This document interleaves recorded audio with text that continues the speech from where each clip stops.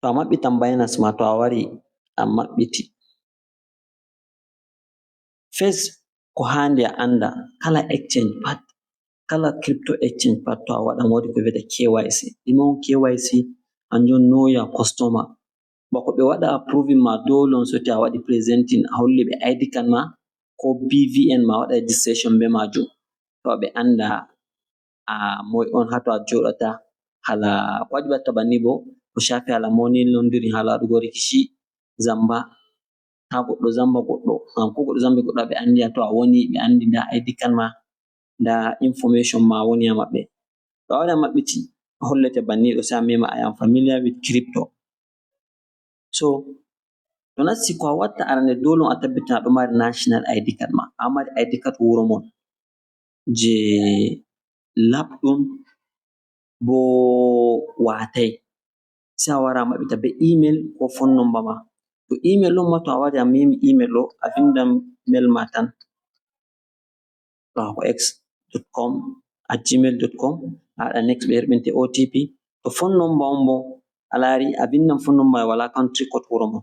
To Nigeria woni for example a vindan 08141188800. Ai waɗa next ɓe herɓinte OTP sai a nasta.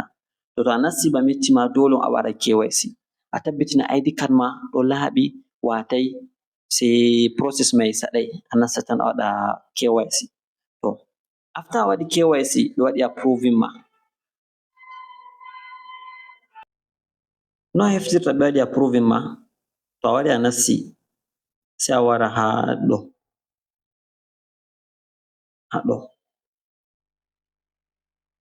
to a nasti a laari hollete verify, haɗɗo hollete verify.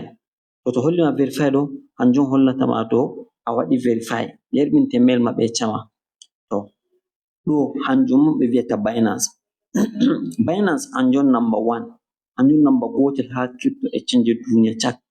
Lumo on je yahata a sanja crypto je a yiɗi fu. Haa Binance ɗo on to aɗo mari ceede ma a sodata kala crypto a yiɗi fu. To a laari a les ɗo a laaran woodi home, woodi market, woodi trade, woodi features, woodi asset. Ɗume on home? Home ka to a nasti automatic hollete page banni ɗo, hollete ndaa woodi market cap je kala crypto pat, daga number one haa jippiti. To a wari haa volume bo hollete daily trading volume je himɓe waɗi trading haa 24 hours, ɓe waɗi trading BTC 44 billion, ɓe waɗi ETH 42 billion. To next mai bo haa sera man a laaran woodi losers. To a yahi haa losers, to ɗo bo holla ma crypto je ɓuri do'ugo within 24 hours mai. Jotta ba ɗo a laari haa 24 hours ɗo do'i 15%, ɗo bo 13%, Sahara sushi 8%. Woodi gainers, hanjum bo hollete crypto je ɓuri ummugo nyande mai under 24 hours, a laari ba ɗo around 82%. A laari woodi new crypto je nasti kesum haa lumo, Alpha N, Hot, Favorite. Favorite hanjum bo to an ɗon waɗi choosing ndaa crypto je a dingata laarugo. To a wari market haɗɗo, totton on a sodata kala token pat. Bako a wara a soda en wara market ɗo, han vola hala asset. Haa asset haɗɗo to a nasti a laari overview complete ko a mari haa asset ma kenan. Woodi ko wiyete spot. Spot ɗo totton on to aɗo mari USDT ma, to aɗo mari dollar ma ko token feere je a sanjata hota token feere.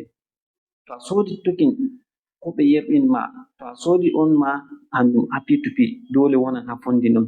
Mi waɗan video ɗo hala P2P. To ɓe yerɓin ma USDT ko token feere bo hanjum bo waran haa spot ma.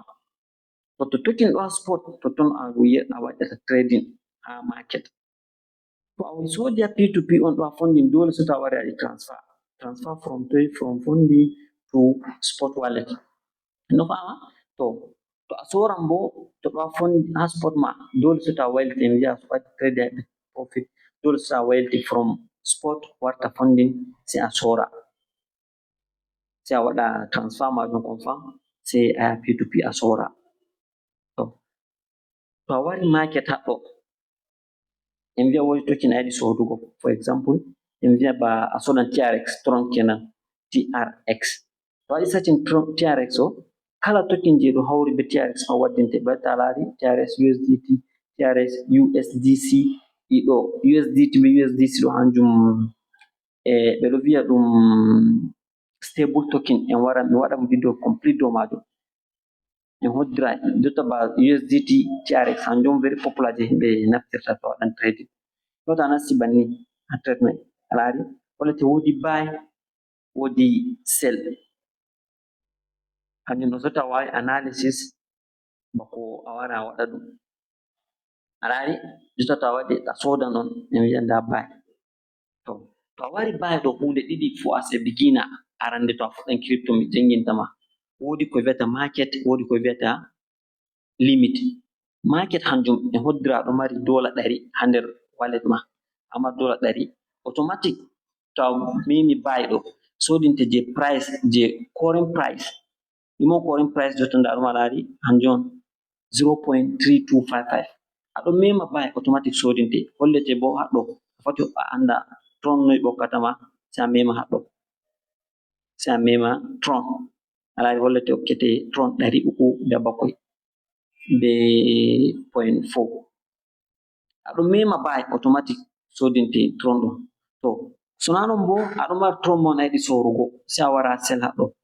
A laari en wi'a to aɗo mari Tron, en lorna Tron mai, en wi'a aɗo mari Tron guda 100 a soran, aɗo mema sell ɗo ha sell haɗɗo, aɗo mema sell ɗo soran on tan. Hanjum bo a foti a mema TRX mai sai a warta USDT hollama nda noy ɓokkata, dollar noy ɓokkatama. To limit bo hanjum bo koye nufata be limit hanjum on, hande aɗo mari $100 ha wallet ma, sai a wi'a to a yi'a price current price ɗo hande nda ɗo 0.3256, sai a wi'a to a waɗi analysis ma Tron jippan 0.25 ba fi'ugo, aɗo mari $100 haɗɗo. A laari to a memi buy ɗo on nda limit haɗɗo, to a memi buy automatic soti price mai jippiti yahi ha 0.2 sai sodinama Tron je $100 ƴokkete Tron guda 400. To sona non bo Tron a mari a yiɗi a sora sai a wara sell, en wi'a aɗo mari Tron, misalu aɗo mari Tron a sodi yowa je 100 guda 0.2 go, a mari $100 ɗokkima Tron guda 400 ba. To hanjum bo sai a wi'a to na a laari foti va'iti on aɗa ɓetta heɓa riba, en wi'a to a wi'a a yiɗi a sora soti price Tron yahi 0.4, aɗo mari Tron guda 400. A laari soti Tron yahi 0.4 sai sornoma Tron guda 400, a laari an mari $160. A laari a mari riba $60 ɗo hanjum limit mai.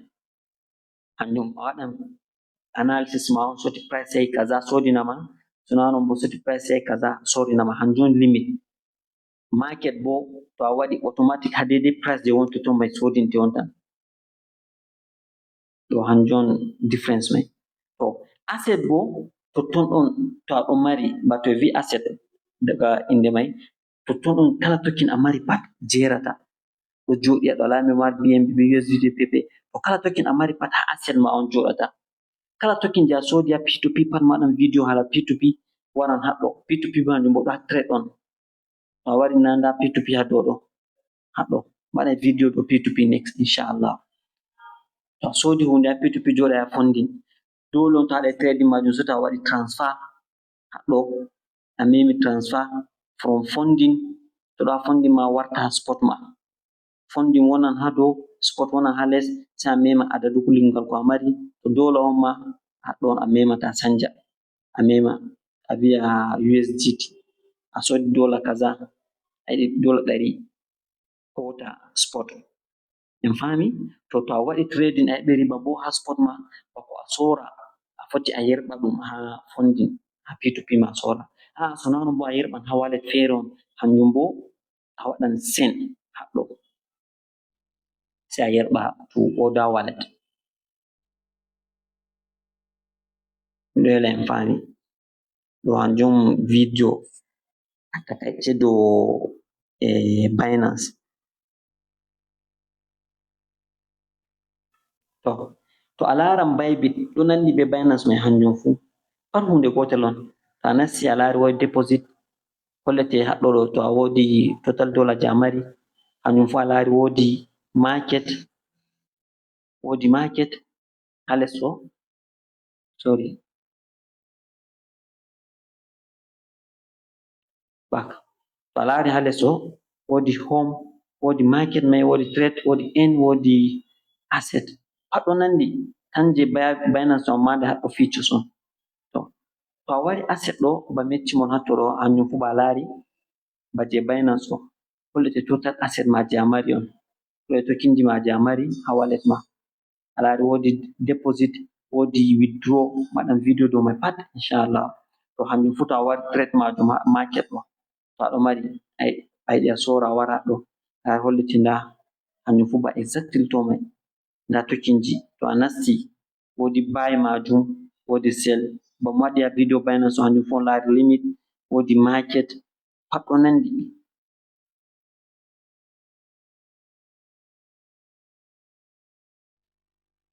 Hanjum bo on laari haɗɗo haa deposit ɗo, totton P2P majum woni. Manna min video dow P2P no a soodata be naira ma dollar, a waɗa trading, no a to a heɓi profit a vurtinta. A foti a sooda be P2P, a foti a sooda be kati ma.